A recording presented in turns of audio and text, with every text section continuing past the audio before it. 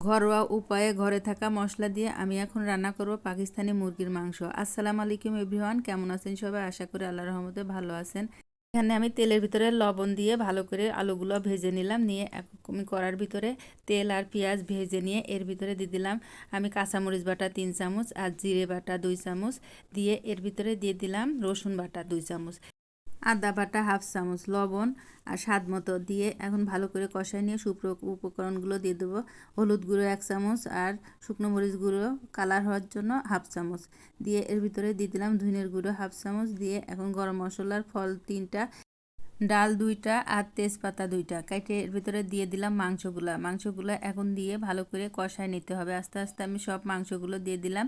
দিয়ে এখন ভালো করে মাংসগুলো কষানোর উপর থেকে দিয়ে দেবো কাঁচা পেঁয়াজ আর রসুন দিয়ে ভালো করে নাড়তে হবে। নেড়ে নেড়ে মাংসটা কষাতে হবে। এই মাংস যতক্ষণ লাল না হবে ততক্ষণ নাড়তে হবে আর কষাতে হবে। এই মাংস যতক্ষণ মাংস দিয়ে পানি বেরোবে ওই পানি দিয়েই মাংস কষানো হয়ে যাবে, এর ভিতরে কোনো পানি দেওয়া লাগবে না। এখন আমি ভালো করে নাড়বো আর কষাবো। কষাতে কষাতে আমি কিছু কথাও বলে নিই। আমরা যারা ভিডিও ছাড়ি ভিডিওগুলো অনেক কষ্ট করে বানানো হয়, কিন্তু এই ভিডিও দেখে এক একজন এক একটা মন্তব্য করে, এটা করা ঠিক না। আসলে এখন আমি পানি দিয়ে দিলাম কষানোর জন্য। পানি দিয়ে ভালো করে কষায় নিতে হবে। আমি পুরাটা রান্নায় মাংস গরম পানি দিয়ে করব। এই তো আমি এখন কষানোর জন্য যে পানিটা দিয়ে দিলাম এই পানিটা জাল করে শুকায় নিতে হবে। আমি ঢাকনা দিয়ে দিয়ে নাড়া দিয়ে দিয়ে শুকায় নেব। এই তো মাংস যতক্ষণ সিদ্ধ না হয় ততক্ষণ নেড়ে নেড়ে জাল করে করে নিতে হবে। এখন আমি কলিজাটাও দিয়ে দিলাম, কারণ এই পর্যায়ে কলিজাটা দিলে কলিজা গলে না, ভালো হয়, রান্নাটাও ভালো হয়। খেতেও কত মানুষ দেখা যাচ্ছে কলিজা হারিয়ে যায়, পাওয়া যায় না। বাচ্চারা বেশি পছন্দ করে বিশেষ করে কলিজাটা।